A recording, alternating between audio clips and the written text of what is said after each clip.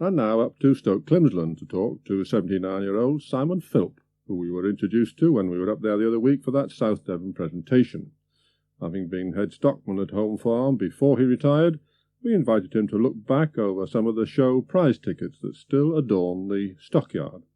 And I asked him first if he was born in Stokeclimsland. No, I was born at Lincoln. That's just round the corner. Yes, that's right. I was born out on a farm that my father used to work for Mr. Brent at Clampton.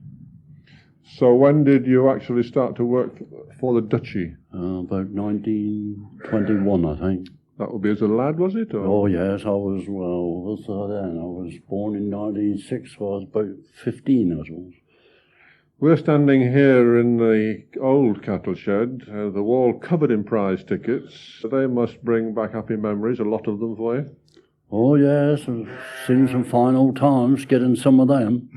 We've been trying to read through all the cobwebs. Some of them are getting a little bit covered up with dust and whatnot, and far too high to start cleaning off. But there's one there, Sam, that talks about a prize of 100 guineas up at Birmingham, 1928. That's right, I remember that. Go on, tell us about it. Well, that was a steer called Clemson Fairnaught. He was a short-horn steer under 15 months old. You didn't load him in the cattle wagon and go all the way by road then? We went up by rail from Kellybray Station. How did you get him to the station? He went up in a cattle float from here with one horse in a cattle float. I see. What sort of preparation would you have to do for cattle like that then? The same as they do now, I suppose? Well, it hasn't altered very much. It has altered a bit, I think. You know, they were washed and cleaned up and exercised and fed regularly, and, well, they were generally looked after. 100 guineas was a big prize then, almost a king's ransom, wasn't it? Well, I suppose it was. You know, we didn't used to worry much about the prize. As long as we had the cup, I think, was the most important thing, as far as we were concerned, the working part of it, you know. But where did they hold Birmingham show then? They used to hold it in the street at Bingley Hall, but they used to judge them in the street. Where did they bed you down, with the cattle, or? Oh, yeah, we used to bed down in Bingley Hall. Gosh, although you were able to take that animal to that particular show in a float, a one-horse float, you wouldn't have transport for cattle in large numbers in those days. They'd all have to be put on the road and driven, wouldn't we all either led them or driven to the station, that's right.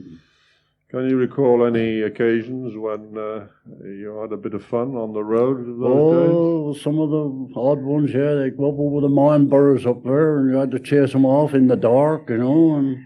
But we generally managed to catch the train, all right. Because you ended up here as chief stockman, didn't you, for the That's home farm? That's right. Can you take us back? You didn't spend all your farming career here at Home Farm, no, did you? I was at Tregarthen. Dutch, it was Lord Falmouth. Oh, Lord Falmouth, that's right. Yes. And I was there with a pedigree herd of Angus for 25 years, and then they got rid of the Angus, and I came back here. And here, of course, they would have Devons as they had until very recently. They had Devons from the time at Coomshead in 1919, I think it was. Well, then they shifted them from Coomshead, you see, down to Whiteford. And then in 1930, they brought them back here and sold out Shorthorns and brought the Devons into the Home Farm. You've seen a lot of changes, Sam, over what is 60 years now, nearly, isn't it? Yeah. More than 60 years ago. But more than that. That's never mind. What changes stick in your mind over that time? Well, I would think the biggest changes took place, I would think, during the last war, really, everywhere. You see, it turned from horse labour to mechanical things, didn't it? By the time the war finished, practically, there wasn't many horses left on the land. Have you got any regrets about that, or do you think it's made life easier for the Well, I farm think it made life easier. I like to see horses, but I don't think that they'll ever be used on the land much more, you know. It's the tractors are now got in, well, they were very efficient, didn't they? And you couldn't afford to employ the labour to keep the horses going anyway. You're how old now, Sam?